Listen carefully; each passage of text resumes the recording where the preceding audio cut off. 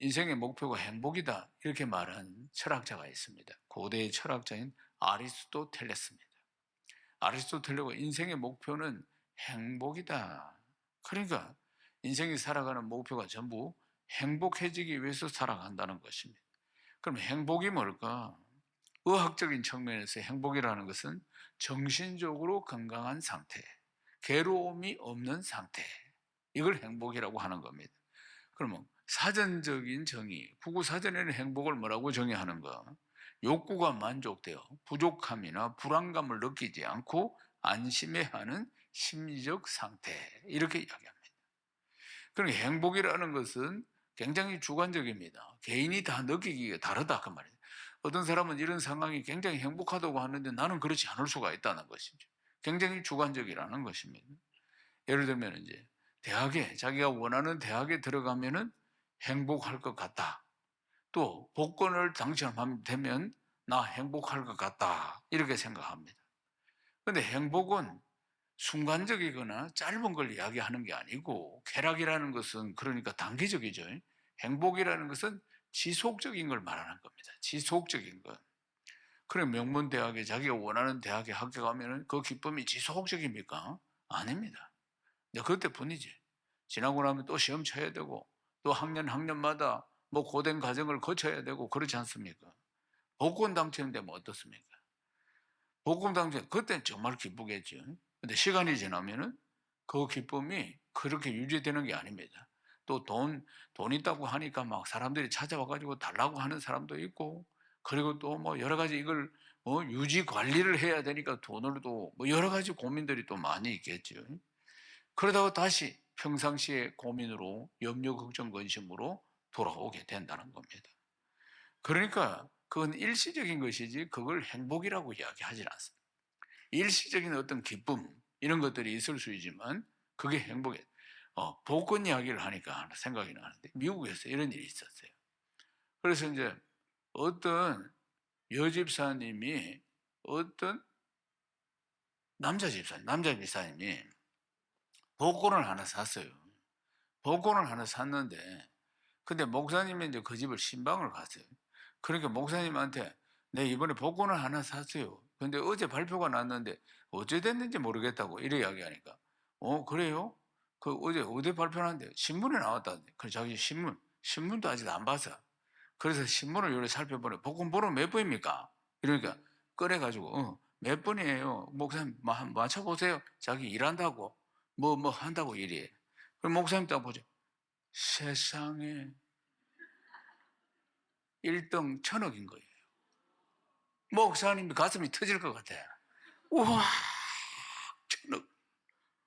그래가지고 목사님, 이걸 지금 이 나이가 좀 든 집사님한테 이야기하면 심장마비가 올 것 같거든. 1,000억 당첨입니다. 뭐 졸도해 볼 것 같아. 그러니까 목사님이 자기가 진정을 하면서, 그러면서 어떻게 지혜롭게 할까, 그래서 물어보는 거예요. 집사님, 혹시 복권 1등이 1,000억인데 당첨되면 어떻게 하시겠어요? 이렇게. 그럴 리가요. 그래. 아니, 그래도 1,000억 당첨되면 어떻게 하세요? 그럴 리가요. 그래. 1,000억 당첨되면 어떻게 하겠어요? 목사님 하세요. 목사님이 심장마비가 와가지고 졸도를 했거든.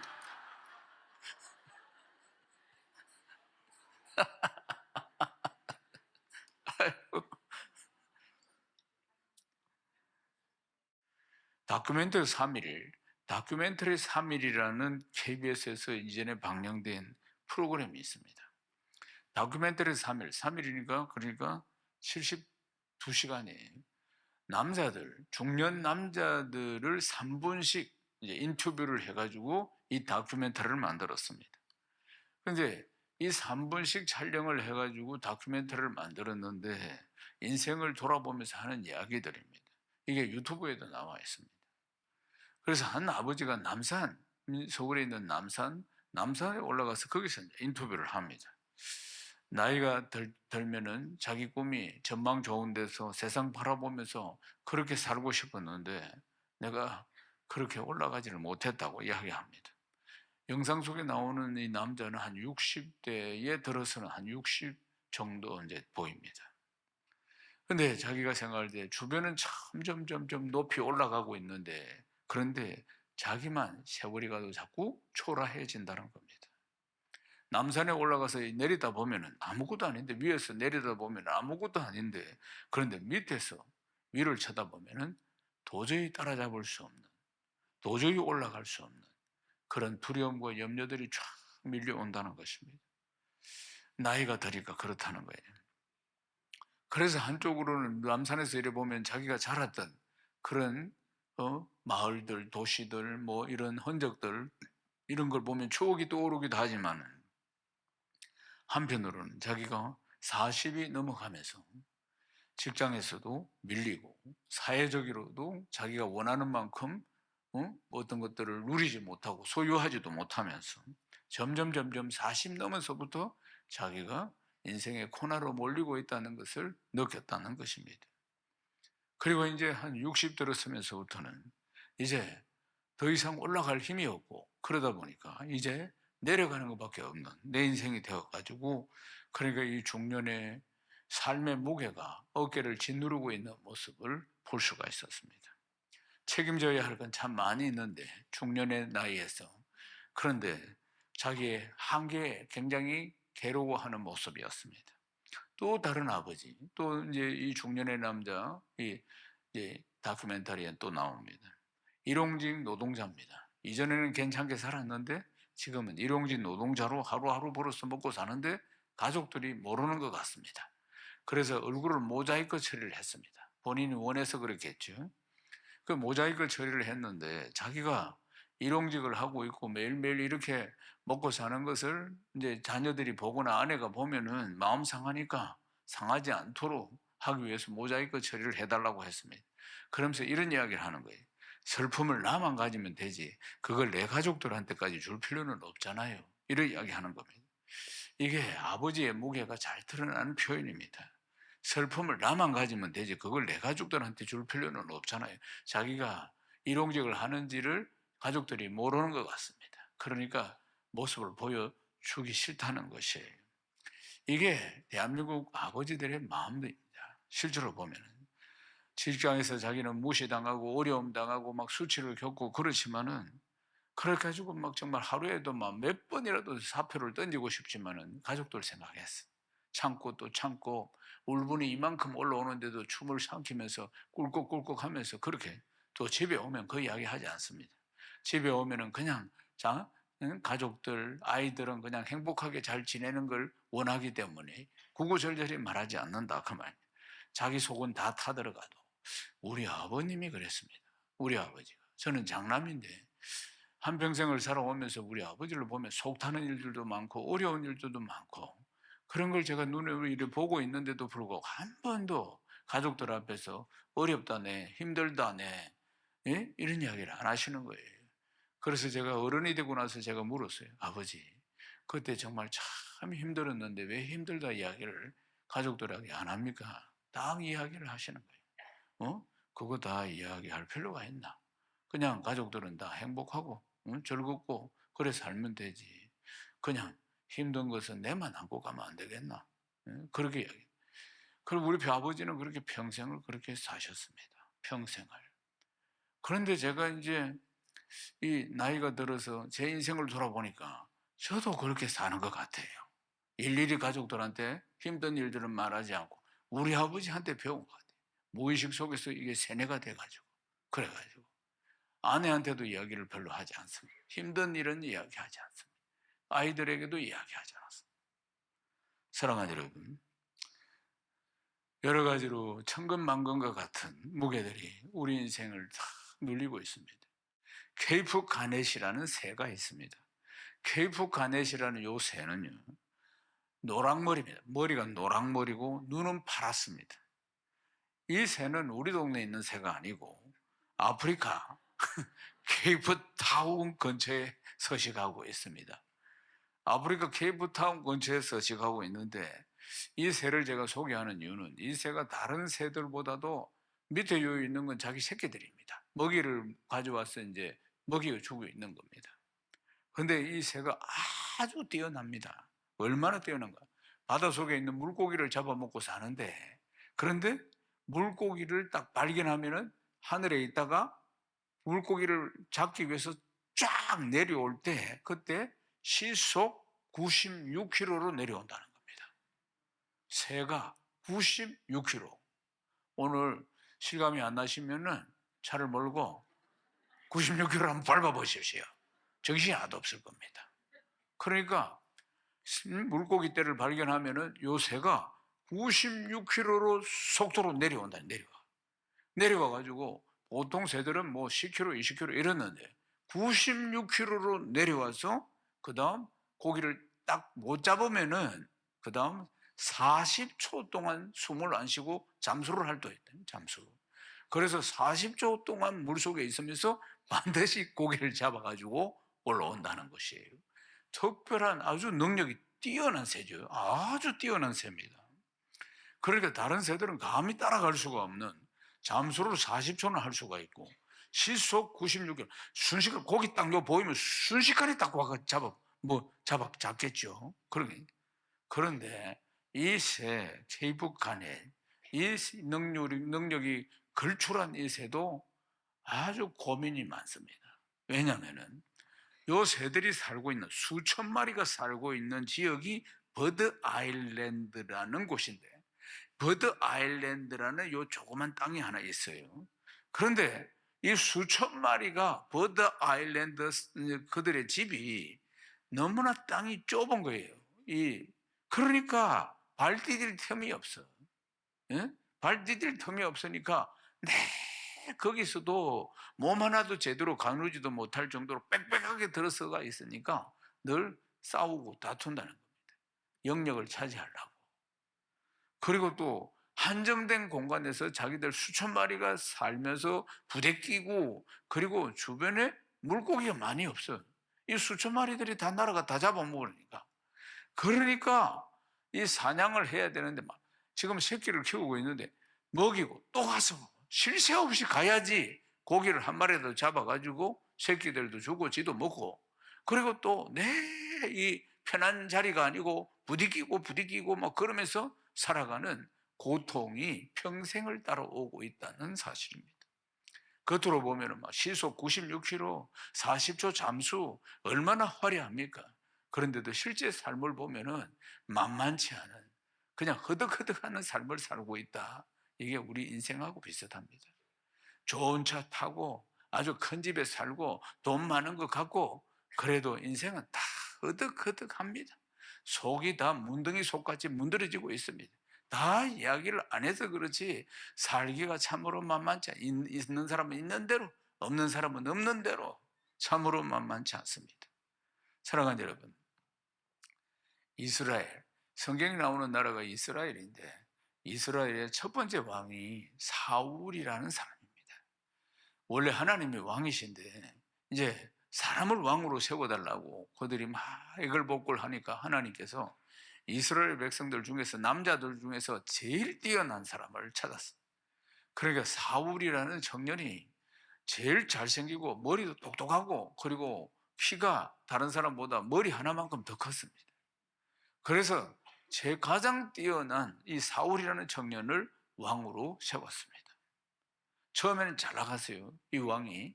그랬는데 이제 이 블레셋이 쳐들어왔습니다. 옆 나라가 블레셋이라는 나라가 있는데 이 나라가 쳐들어왔는데 이 성경 보면 자주 이 나라하고 전쟁을 합니다, 이스라엘이.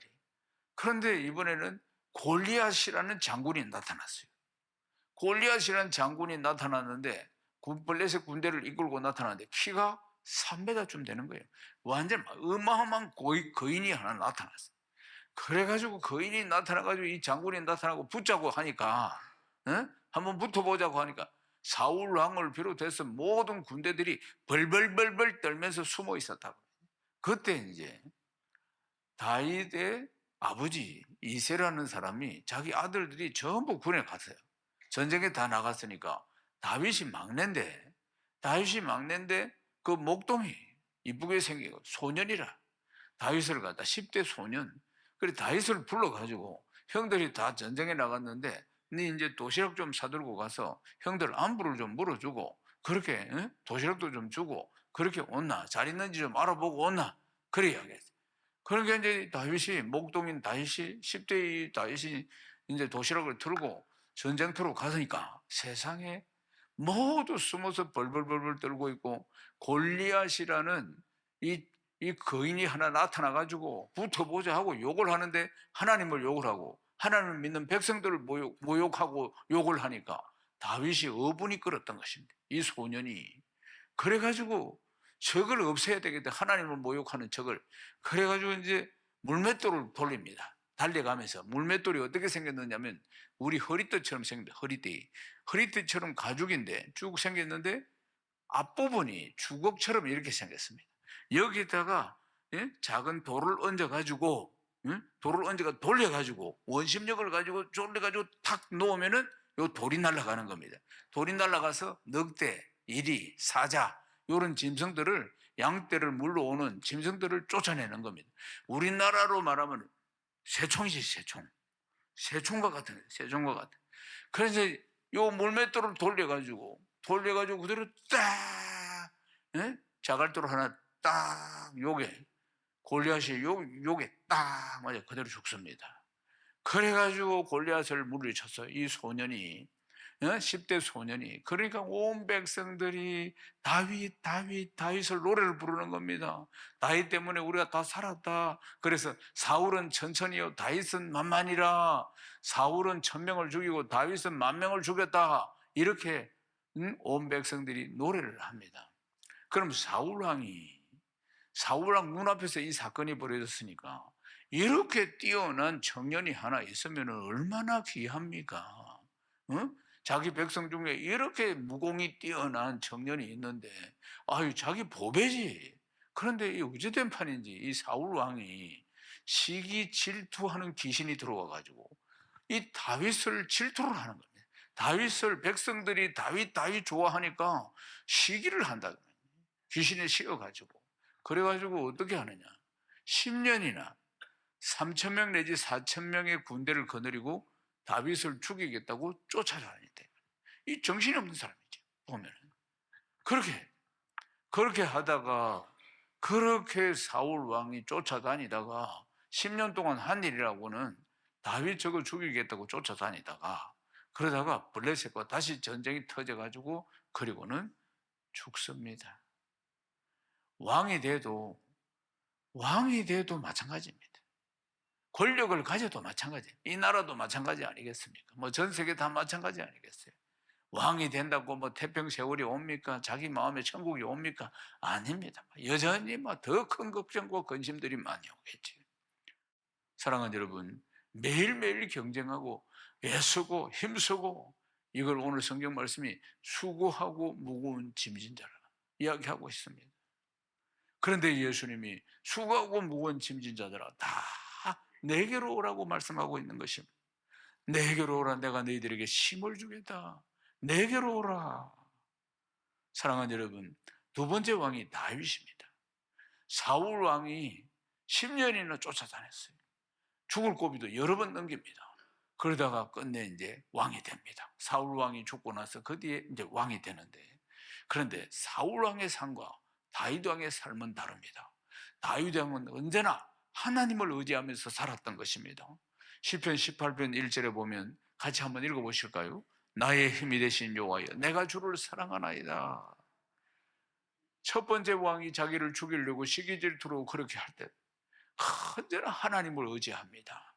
인생이 참 만만치 않은 그런 위기 속에 살면서도 항상 하나님을 의지하는 것입니다. 항상. 그래서 나의 힘이 되신 여호와여, 내가 주를 사랑하나이다. 사랑하는 여러분, 우리 인생의 이 수많은 문제들을 해결해 줄 수 있는 분은 하나님 한 분밖에 없습니다.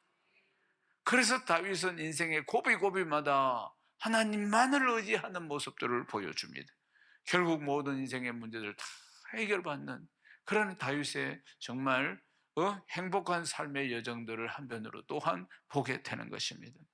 사랑하는 여러분, 하나님 만나면은, 창조주이신 하나님, 조물주이신 하나님을 만나면은 우리 인생의 모든 문제가 해결되는데, 그런데 우리는 하나님 못 만납니다. 하나님과 우리 사이에 담이 있습니다. 그게 뭐냐면 죄입니다. 죄라는 담이 하나님과 나 사이를 다 가리고 있기 때문에 죄인은 하나님을 만날 수가 없습니다. 하나님은 거룩하신 하나님이시고, 그러므로 피조물인 우리가, 죄인인 우리는 하나님을 만날 수가 없는 것입니다. 그런데 죄라는 기준은 성경은 굉장히 까다롭습니다. 이자를 보고 엄령만 품어도 죄라고 생각합니다. 그러니까 마음으로 우리가 수없이 많은 죄를 짓고 있다는 것입니다. 그래서 성경은 로마서 3장 10절에 기록된 바 의인은 없나니 하나도 없다. 이 세상에 의인은 하나도 없다, 그 말입니다. 모두 다 죄인입니다. 우리 인생의 모든 문제들은 하나님 만나야지 해결받을 수가 있는데, 그래야지 내 죄 문제도 해결받고, 그리고 내가 이 땅에서 이 수고 무거운 짐을 다 벗고 주시는 쉼을 누리게 되고 구원을 받고 영생을 얻게 되는데, 그런데 이 문제를 해결할 수가 없는 것입니다. 그래서 하나님께서 하나밖에 없는 아들 예수 그리스도를 우리에게 보내주십니다. 에베소서 2장 14절을 읽어보겠습니다. 그는, 에베소서 2장 14절입니다. 그는 우리의 화평이신지라 둘로 하나를 만드사 원수된 것 곧 중간에 막힌 담을 자기 육체로 거시고. 사랑하는 여러분, 하나님과 우리 사이를 가로막고 있는 게 죄입니다. 우리는 내 인생의 죄 문제를 내가 막 아주 착한 일을 많이 하고 선한 일을 많이 하고 방생을 하고 그런다고 해서 우리 죄 문제를 해결할 수가 없습니다. 우리 죄 문제는 성경에 하나님께서 어떻게 해야지 우리가 죄 사함을 받게 되느냐면은, 막혀있는 담을 허물 수가 있느냐면 예수님의 보혈로, 십자가에서 흘리신 예수님의 보혈로 내 죄를 씻어야만이 내 죄를 사함받을 수가 있다고 말씀합니다. 내 과거의 죄, 현재의 죄, 미래의 모든 죄를 사함받게 되는 것입니다. 그래서 예수님께서 이 땅에 오셔서 우리의 합병이신지라 둘로 하나를 만드사 원수된 것 중간에 막힌 담을 자기 육체로 허시고, 막혀있는 죄, 우리 과거의 현재 미래의 모든 죄를 예수님이 십자가에서 다 담당해 주신 것입니다. 이것이 기독교의 핵심입니다.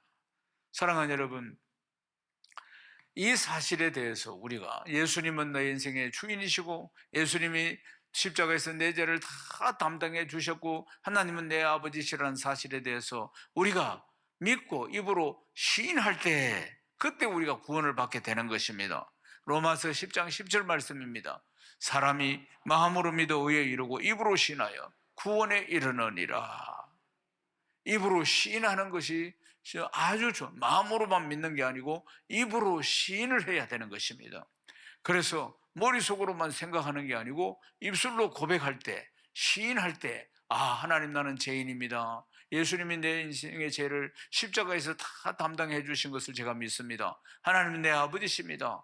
예수님은 내 인생의 구주이십니다. 이렇게 입술로 시인할 때 내가 구원을 받고, 그리고 예수님이 내 마음속에 쑥 들어오시고, 그때부터 성경을 읽어도 이해가 되고 예수 신이 내 안에 들어오셔서 알게 하시고 믿게 만들어 주시는 것입니다. 교회는 두 종류의 사람이 있습니다. 교회를 다니는 사람, 예수를 믿는 사람이 있습니다. 교회를 다니는 사람은 그냥 왔다 갔다 하고, 예수를 믿는 사람은 예수님을 나의 구주로 내 마음에 모신 사람입니다. 그러면 예수 신이 내 마음속에 쑥 들어오셔서 영원토록 나와 함께 하시면서 이 진리의 말씀도 알아듣도록 이해가 되도록 만들어 주시고, 또 이 진리의 말씀도 믿을 수 있도록 만들어 주시고, 그리고 내 이 땅에 살면서 천국을 누리게 만들어 주시고, 그리고 또 이 세상 때라면 영원한 천국으로 가게 하시는 줄로 믿습니다. 사랑하는 여러분, 예수님을 어떻게 내 인생의 주인으로 구주로 영접합니까? 요한복음 1장 12절에 보면 영접하는 자, 곧 그 이름을 믿는 자에게는 하나님 자녀가 되는 권세를 주신다고 하셨습니다. 영접입니다. 내 마음에 영접하는 것이에요. 내 마음에 오늘 이 시간에 모두 다 마음 문을 열고 예수님을 나의 구주로 다 영접하시기를 주님의 이름으로 축복합니다. 그래서 오늘 영생을 얻고 구원을 받고 이 모든 수고하고 무거운 짐을 다 우리 하나님께 맡기고 주시는 평안과 쉼과 그로 인해서 또 늘 예배를 통해서 은혜를 받고 새 입을 얻고 또 이 땅에서도 천국을 누리고 또 이 세상 떠나면 영원한 천국에 가는 귀하고 복된 분들 다 되시기를 주님의 이름으로 축복합니다.